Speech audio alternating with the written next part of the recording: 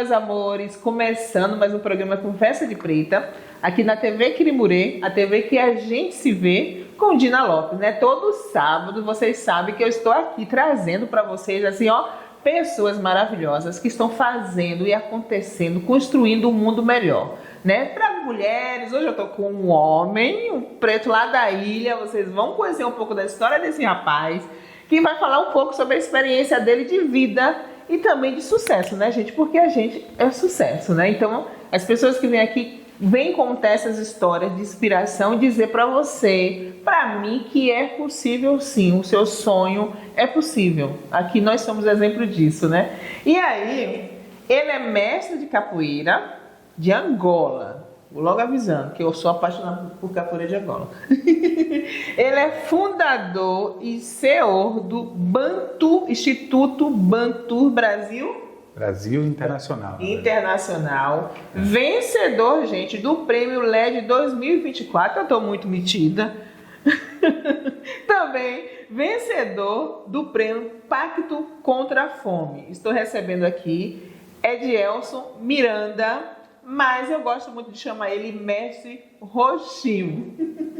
Obrigado por você vir no nosso programa. Ó, faz tempo que ele tá. Eu tô para fazer essa entrevista com você, né? E você tá devendo também que um programa aqui na TV Quirimurê, o pessoal vai saber por causa desse programa. Sim, vamos fazer isso, Menina, me conte um pouco dessa história. Você é tudo isso, né? Primeiro mestre de capoeira de Angola. Eu quero que você fale pra gente como é que começa, como é que a capoeira te chama, né? Porque é a capoeira que chama a gente, né?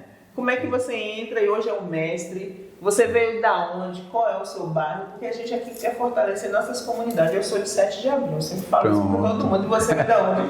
Eu sou de Vera Cruz, eu sou da Itaparica. Eu sou nativo da ilha. Sim. Dina, obrigado pelo convite. Primeiro agradecer essa TV que eu admiro muito e sempre tive um anseio de estar aqui, porque é coisa de preto para preto, de preta para preto. Eu acho que é importante a gente encontrar nossas vozes, né, e ecoar ela para o mundo.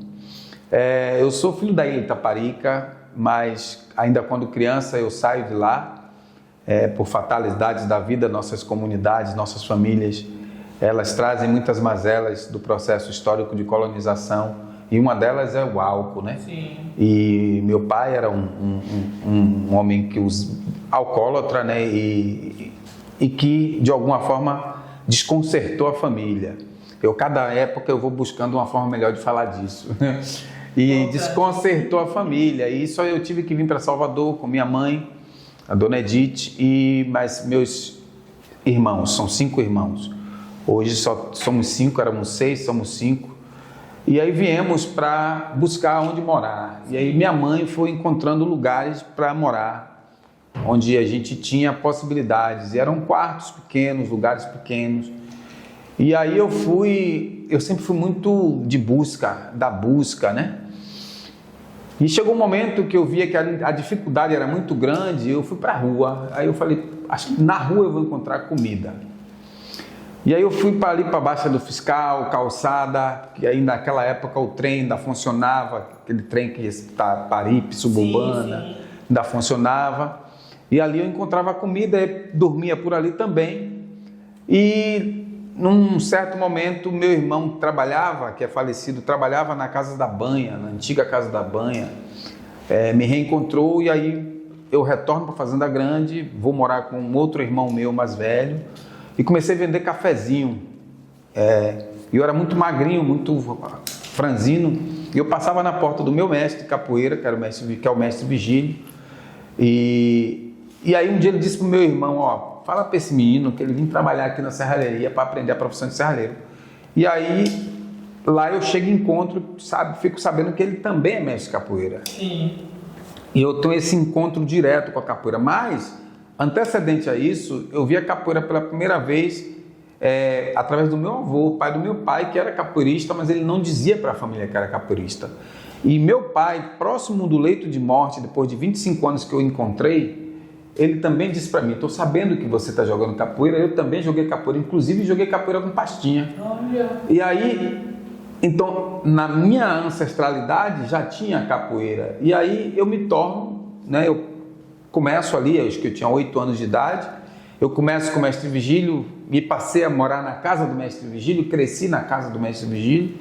Então eu convivi com diversos mestres de capoeira e fui entendendo as linguagens dos pensamentos dos grandes mestres que eu convivi. E hoje, e aí em 2002, 2003, o mestre entendeu que eu já tinha essa capacidade de ser mestre de capoeira. E ali eu começo esse estágio de entender o que é ser mestre de capoeira, que ainda é um processo que eu estou vivendo num processo do tempo. Eu acho que ser mestre de capoeira, as pessoas me perguntam, ser mestre de capoeira? Dizem que eu sou. E é um processo que a gente vai entendendo. Então, a capoeira chegou para mim nesse lugar e que se tornou minha régua, meu compasso, a minha educação, a minha formação. Te salvou. Que me salvou, exatamente. Né? Eles diziam que a gente tinha que morrer, eu entendi que viver. A capoeira disse, não, você vai viver. Você vai viver. E essa foi o que foi a minha possibilidade de vida e está sendo até hoje. Que lindo, viu, gente? É emocionante, né? Então é bom saber disso, que a capoeira tem esse lugar, né? E como antes da gente, depois desse currículo desse rapaz, depois dessa história linda, como é que você vê hoje, na sua opinião, você que é um mestre de capoeira, porque você começa com 8 anos, então você é um mestre mesmo.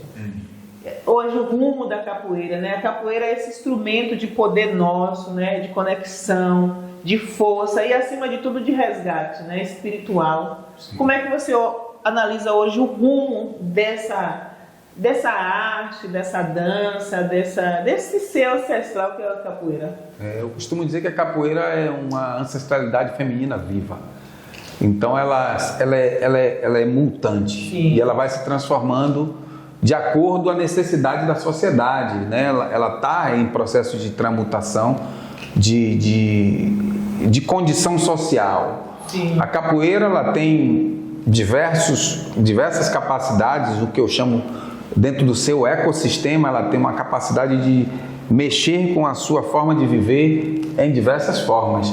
E por isso ela consegue atravessar o mundo e chegar em diversos países. Assim como nós, pessoas pretas, a gente vem se repensando, a capoeira também vai se repensando, assim como todas as práticas de matrizes africanas. Então a capoeira ela está em processo de compreensão de espaço e de mundo, né?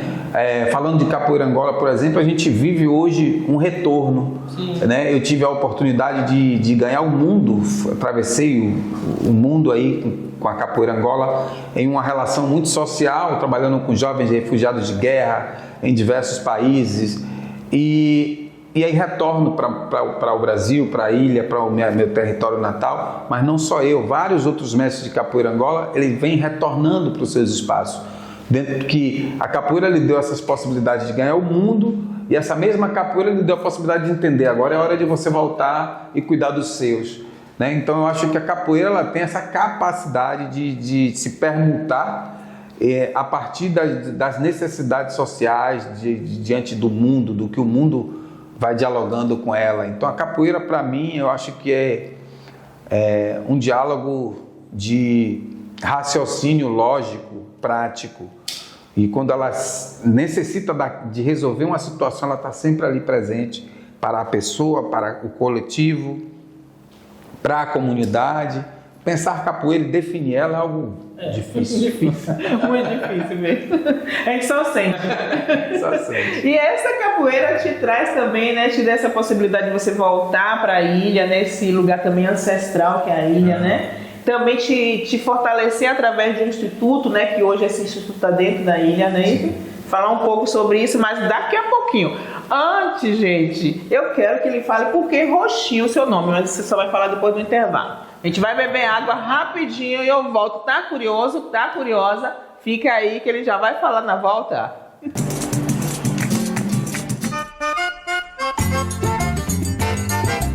Então, meus amores, voltamos rapidinho, bebemos uma água, já estamos de volta, porque eu também estou curiosa para saber por que ele se chama Mestre Roxinho, né? Porque eu não sei, eu vou saber agora. Porque a gente tá vendo que ele é bem legal, né? Ele não é nada roxo. Mas por que Roxinho? Por que te deram esse nome na capoeira? Na verdade, nem me deram na capoeira. Não? Muita gente tem essa curiosidade.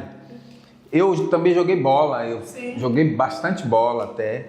E cheguei até a ganhar jogando bola, ganhar dinheiro jogando bola.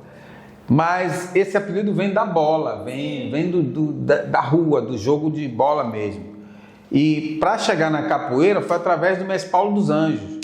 do finado mestre Paulo dos Anjos, que tinha uma relação muito próxima conosco na casa do mestre Vigílio. Então ele via os meus amigos de bola me chamando de roxinho. E aí ele leva isso para a capoeira. Mas por que ele levou? Porque existia o mestre roxinho antes de mim. Já existia um mestre roxinho antes de mim. Me dizia o mestre Ananias, que também é falecido, que era um exímio angoleiro, que era muito bom, que inclusive morou na Fazenda Grande do Retiro. Olha. E que foi que o mestre Paulo dos Anjos conheceu. E isso ficou.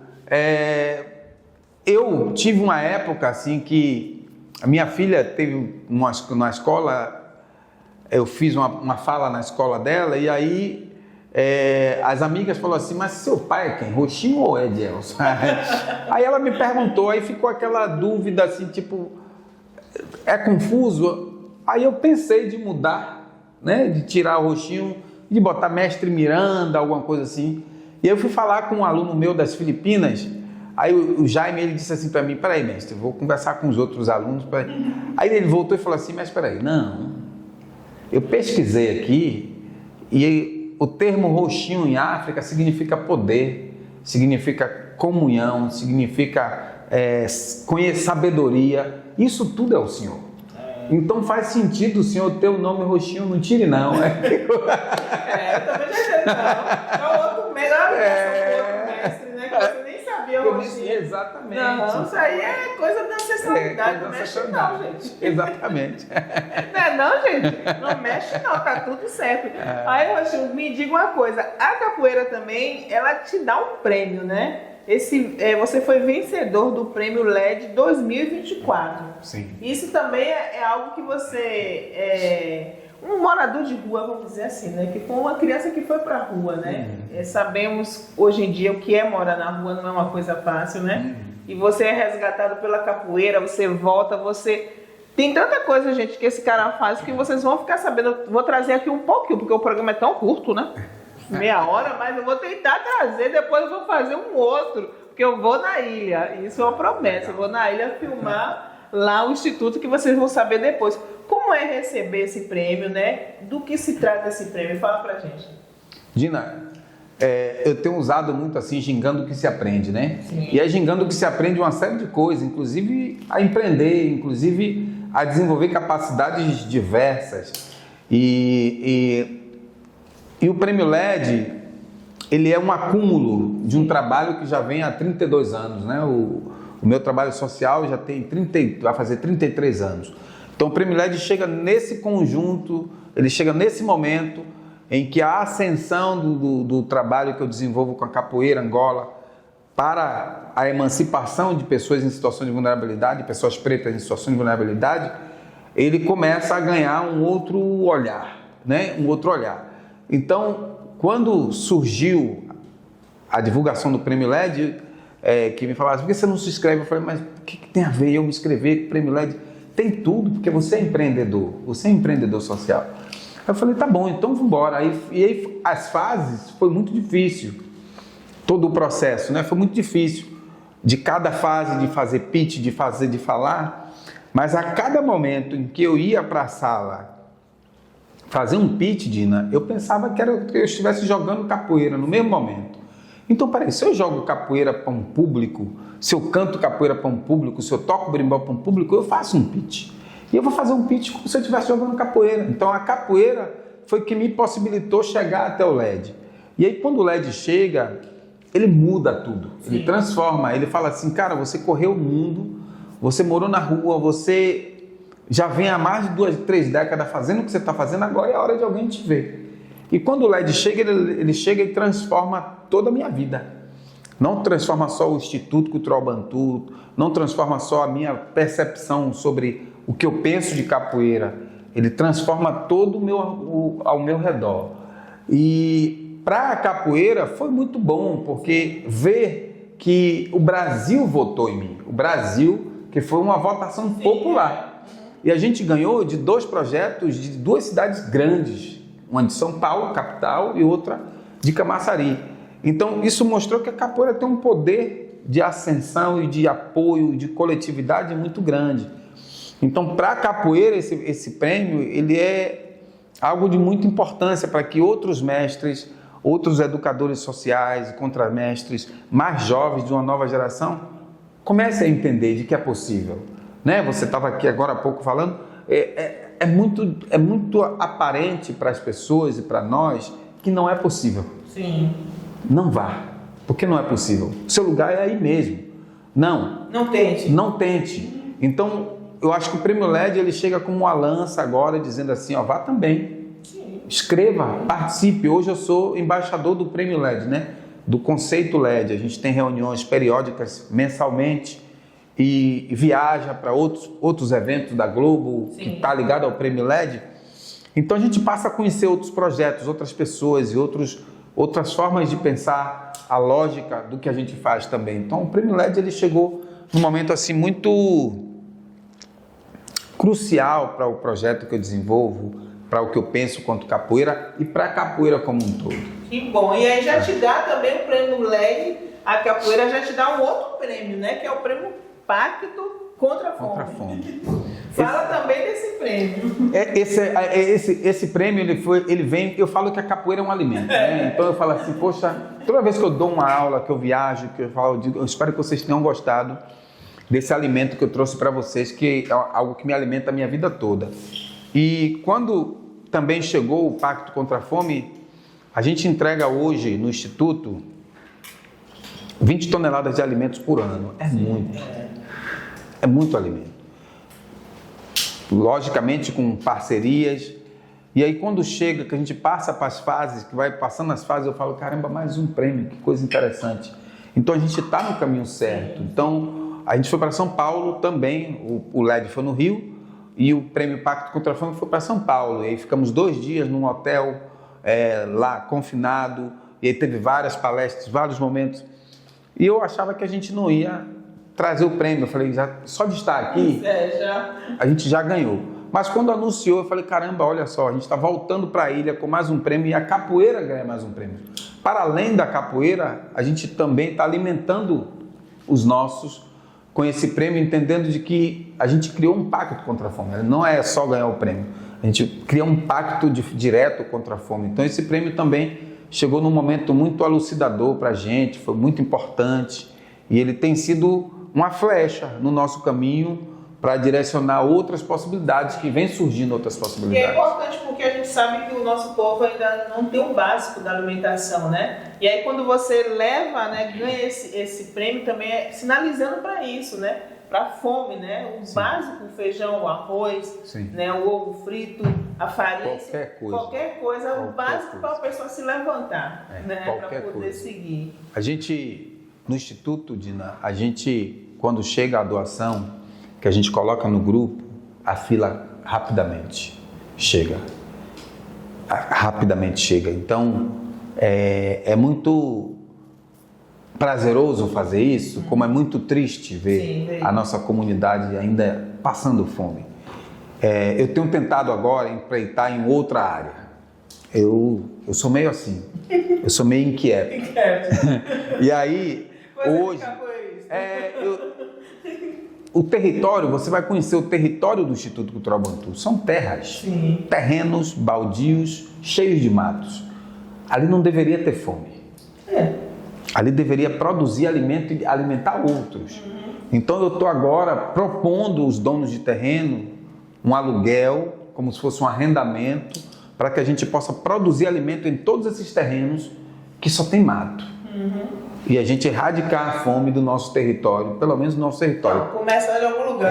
Que é o pensar micro, aquela coisa do pensar micro para depois pensar macro.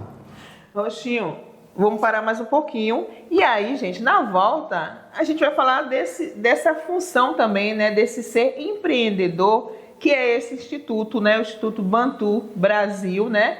Que trabalha também com turismo de base comunitária, que acho que esse também a gente precisa fortalecer. E vocês precisam saber o que é isso, gente. E é na ilha, pertinho, dá para ir lá visitar, né? Porque eu já estou indo num dia desse, mas eu vou. Não fica aí que eu vou contar essa história para você.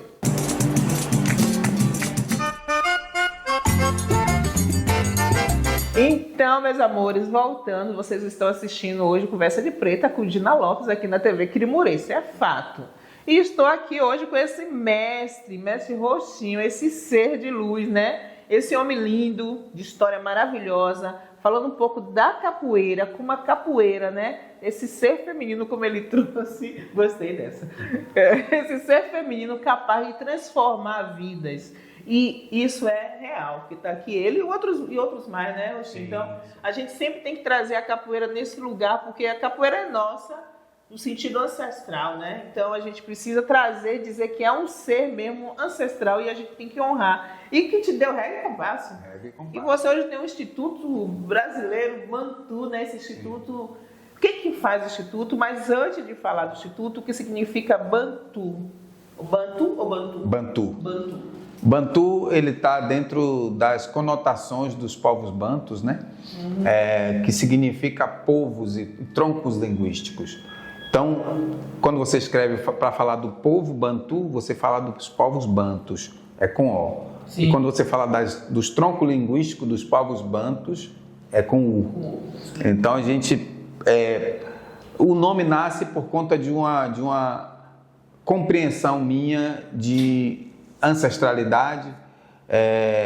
O meu babalorixá, que é o Flaviano dos Santos, que é meu primo também, sanguíneo, ele teve em África. Sim. E foi muito interessante, em um dos momentos de uma obrigação minha, que ele sentou: filho, preciso te contar uma coisa, você tem uns 20 e poucos anos, preciso te contar uma coisa. Ele falou: você sabe a sua origem? Eu falei: não. Ele falou: poxa, então, você vem lá da Nigéria, nosso povo, nossa família vem lá da Nigéria, né? E a gente aportou aqui, e a nossa origem é essa. Aí eu fui pesquisar, eu falei: poxa, caramba, então eu tenho um lado Yorubá e tem um lado Banto. A minha mãe é Yorubá, meu pai Banto. E aí eu falei, o projeto Erê Menino Vem Gingá, que era naquela época chamado Projeto Erê Menino Vem Gingá, eu falei: bom, tira o Menino Vem Gingá e bota o Banto. E aí por isso veio Bantu. Eu falei: então, em vez de botar Banto, eu boto Bantu, que é o tronco linguístico que dá um poder de fala, né? Sim. Dá um poder de fala. O Instituto, ele é um divisor de água, é uma organização que eu falo para você, que eu fico assim, cada vez que eu falo, É um filho. É um filho, é um filho. A gente produz muita coisa, Dina, a gente produz muita coisa, a gente faz muita coisa. E a gente faz e a gente se reinventa, porque o problema social está se reinventando. Sim. Então a gente precisa acompanhar a relação dos problemas sociais. Então, a gente nasce como um projeto social que vai dar aula de capoeira Angola para elevar a nossa ancestralidade para as nossas crianças, para que elas possam ter acesso à capoeira como um fomento e melhor lidar com as dificuldades do seu dia a dia. Isso foi a primeira coisa que eu escrevi como objetivo, lá 20 e tantos anos atrás. Hoje, a gente entende que a capoeira Angola é aquilo que emancipa.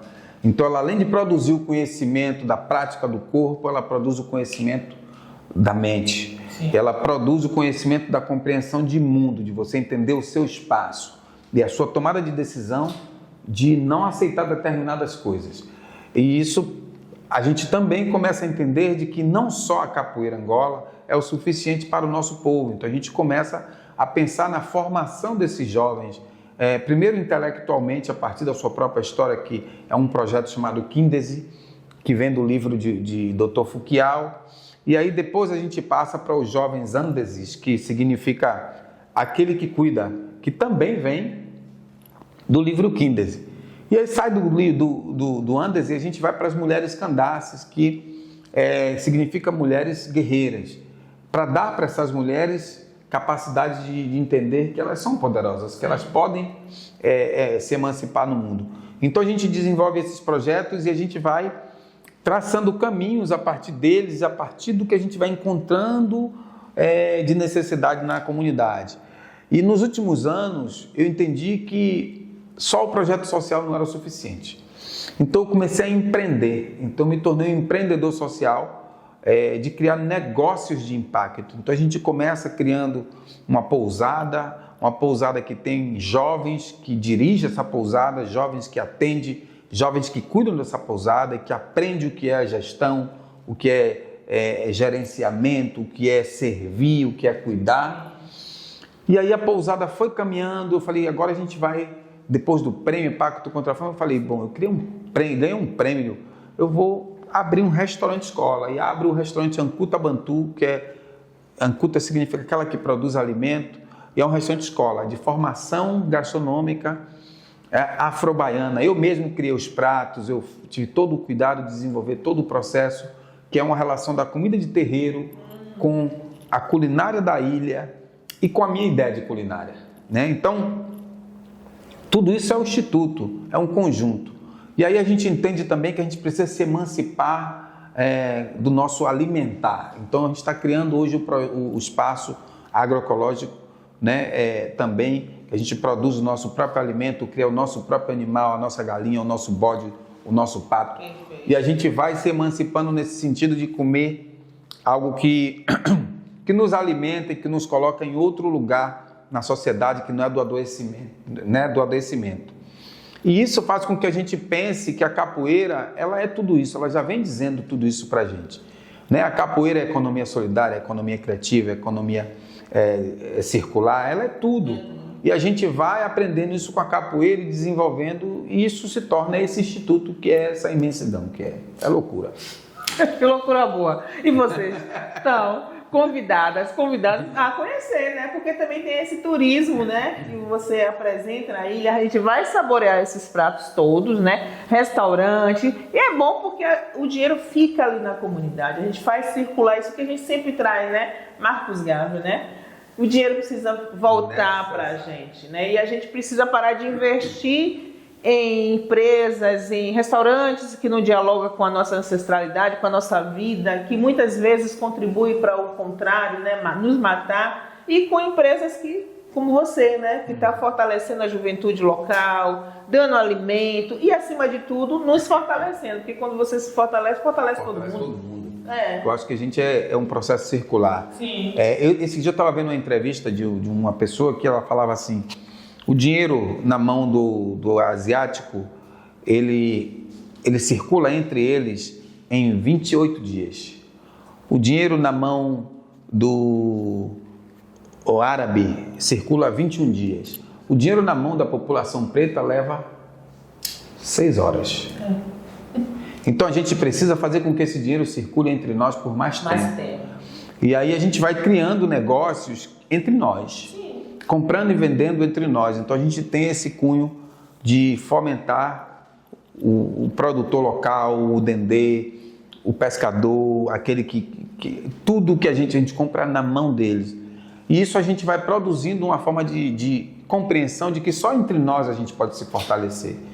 Só entre nós a gente pode crescer. Então, a gente começou a criar espaços dentro da comunidade que se tornasse um espaço visitável. Sim. Então a gente está desenvolvendo uma construção de uma rua ecológica, toda de pneu. A rua vai estar arborizada, toda ela. Com certeza vai vir gente do mundo inteiro querer conhecer essa rua. A gente está criando espaços de visitação, conversando com as casas, os terreiros. Nós temos 7 terreiros ao redor do Instituto, para que esses terreiros também possam ser visitados. Então o turismo de base comunitária, ele é algo real hoje. Sim. É algo importante. Então essas pessoas que vai conhecer, que vai visitar a comunidade do Instituto, ela vai poder conversar com Dona Jó e conhecer Dona Jó. Sim. E comer da comida de Dona Jó. Que deve ser uma delícia e que é uma delícia. Então eu acho que o turismo de base comunitária, ele é uma realidade que é possível e que é importante, e a gente está investindo muito nisso. E agora é uma possibilidade que a gente traz hoje como Veracruz, que é um paraíso que não é apresentado para o mundo. A ilha de Itaparica, o território itaparicano, ele é muito mais vendido. Então eu assumi esse papel de hoje vender Veracruz, de levar Veracruz para que as pessoas possam conhecer e conhecer as praias e conhecer os territórios históricos de Veracruz. Sim. Que é muito bonito. E aí a gente fica aqui, né, pensando numa lógica muito mais ancestral, numa lógica que é nossa, da nossa cultura, do nosso povo, do que a gente produz, do que a gente tem como saberes e fazeres para que as pessoas possam conhecer. Perfeito, gente. Que maravilha, viu? O programa Conversa de Preta hoje tá demais. Eu gosto assim. E que você traz assim, Roxinho, eu agradeço demais, viu? Você ter vindo. Ainda bem, a gente insistiu, né? Porque teve uma hora que ele não podia vir, depois de você vai, eu espero você chegar, a gente vai gravar. E aí você traz essa história muito animadora, assim, traz uma esperança, sabe, de que tem gente fazendo diferente e que está dando certo. Você lá na ilha, né, com toda a sua história, sozinho, vamos dizer assim, mas com muita gente ao seu redor, né? Sozinho, que a gente fala assim, sem os nossos que assinam, né? Que dizem, não, vou investir. Sim. Porque estão se investindo em outras coisas. Poderia supérfluas. Exatamente. E que não dialoga com o bem viver, não dialoga com a economia solidária, não dialoga com cuidado com o outro, com a outra, com o território, né? O que você está fazendo é isso, você está cuidando do território. E isso é que a gente precisa, cuidar do nosso território, né? Eu acho que a gente precisa assumir o nosso papel social. Sim. Enquanto pessoas cidadãs, pessoas que convivem. A gente precisa não mais jogar lixo no chão, a gente precisa criar formas de limpar a nossa própria rua, a gente precisa criar formas de criar hortas comunitárias que possa a nossa vizinha também colher. A gente precisa cuidar do outro. Se a gente não cuidar do outro, quem irá cuidar? Então, esse processo do cuidado, ele é difícil, porque a gente fica muito olhando o negativo do outro. Mas não há negativo sem positivo. Sim, então, acho que andam juntos. Então, acho que é necessário a gente pensar de que a gente pode fazer o nosso pouquinho, que pode se tornar um mundo e que pode transformar isso em um microcosmo de pensamento. Em pequenas escalas, você pode produzir uma transformação muito grande. E eu acho que eu poderia ter não feito nada do que eu fiz, eu podia continuar no exterior, eu podia tocar minha vida em qualquer outro lugar do mundo, mas desde sempre, desde o momento em que o meu nome foi ganhando uma certa ascensão, eu entendi que aquilo não era só para mim, eu entendi que aquilo era para dividir. Sim. E a teoria da prosperidade, né?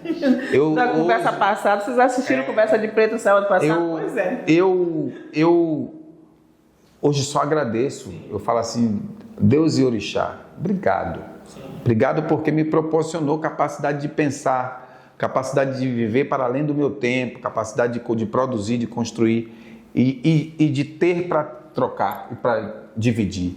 Então, acho que a gente pode muito mais do que a gente pensa, a gente pode muito mais do que a gente quer. A gente só não precisa ficar como o outro, pensar como o outro. A gente precisa pensar diferente. A gente precisa pensar a partir do nosso lugar de estar bem, de entender que fazendo para o outro, a gente faz para a gente também. Não há nada que você faça para o outro que você não receba a troca. E esse universo que é vivo, que é ancestral, ele vai te retornar tudo isso. Né? É só você não pensar imediato, deixar que o universo jogue para você. Exatamente. Maravilhoso, né, gente?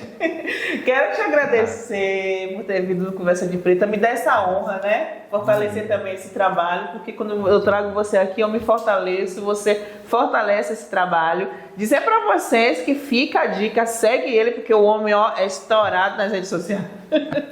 Não sei quantos mil seguidores, segue você também ele. Para ficar por dentro de tudo isso, conhecer a ilha, eu vou lá, viu? Eu vou fazer, eu e Toque, tá ali do outro lado, a gente vai fazer essa entrevista em loco. E aí, para encerrar, como você é um mestre de capoeira, e você é angoleiro, e eu adoro, eu acho que nada melhor do que você terminar com uma música.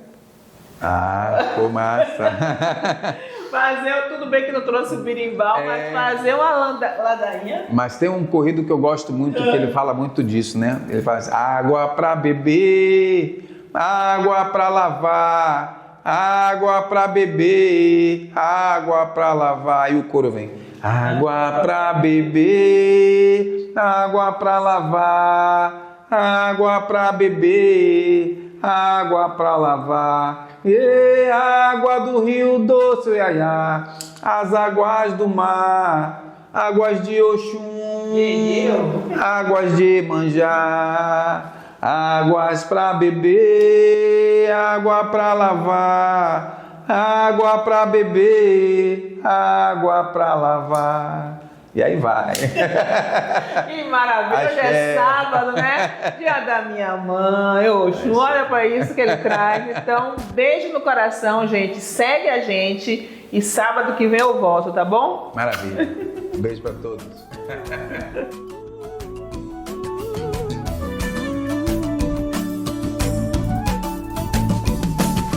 Oxum.